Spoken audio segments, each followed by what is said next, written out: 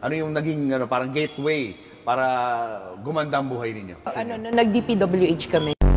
Gano'ng karaming kotse meron kayo? Parang personal use lang namin, nasa 30 plus na yata siya. 30 plus? 40. Nagagamit niyo ba lahat yan? Yun, hindi na nga. Hindi na nga, kasi ang dami. So, mostly American car siya. Sabi nila, white and black. Yung Lincoln Navigator siya. Black and white. Black and white? Yes. GMC Denali. So, black and white version din siya. Walang ganito sa Philippines. Sa YouTube? Nasa Grand Wagoneer. Pinaship ko from the US. From the US? Nagmamaneho ka rin? Marunong mag-drive, left, right. Hindi marunong mag-park. Si Suburban. Tsaka si ganda. Alphard, Dodge Ram.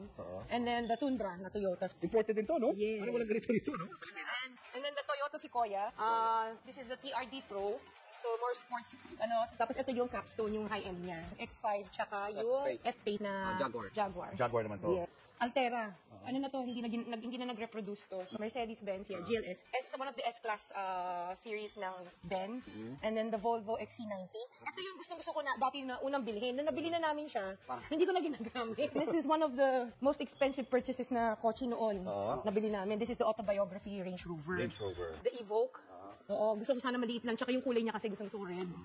And then, Defender. Nakita ko to sa Dubai. Nakita ko sa magazine. Tapos sabi ko, gusto ko ng ganito. And then we have yung LM, yung Lexus. The higher end of Yes, the higher end of the Alphard. And of course, yung LC2. Yeah. And then sabi ko, gusto ko ng Artista van. So, yung Savannah, nagpahanap talaga ako yung Artista van. So, GMC siya. Unang bili namin ng white na Cadillac, dumating tong Ford Bronco. Binalik to. So, this is one of the first editions of the Ford Bronco. So, yung Benz GLE. Tapos ito yung X7. Nung lumabas siya, bumili kami kaagad. Tapos we have yung Sprinter, isang Artista van din siya. Showbiz na showbiz. Artista pa rin. Ito naman, the Gladiator. This is my son's car birthday gift namin sa kanya to.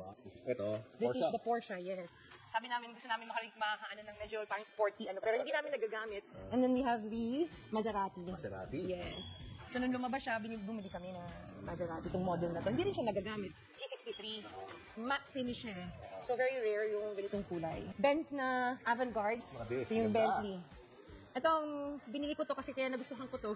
May wine glass rin sa loob. Pero hindi naman namin nagagamit. So, ito. And then we have the Maybach. Mercedes-Benz Maybach. Yung SUV version ng kinuha namin. Yung latest. Your favorite? Yes, our favorite is the Rolls. Rolls Royce. Yes, Rolls Royce. This is the Cullinan. And kaya ko ito binili. So, kaya mo ito kinuha dahil? Kasi ito may payong. Natutuwa ako sa payong. Ano yung naging parang gateway para gumanda ang buhay ninyo? Nag-DPWH kami. Siyam pala na kumpanya ng mga diskayang nakasungkit umano ng bilyones na kontrata para sa flood control project. Sa pagsusuri ng Billionaire News Channel, aabot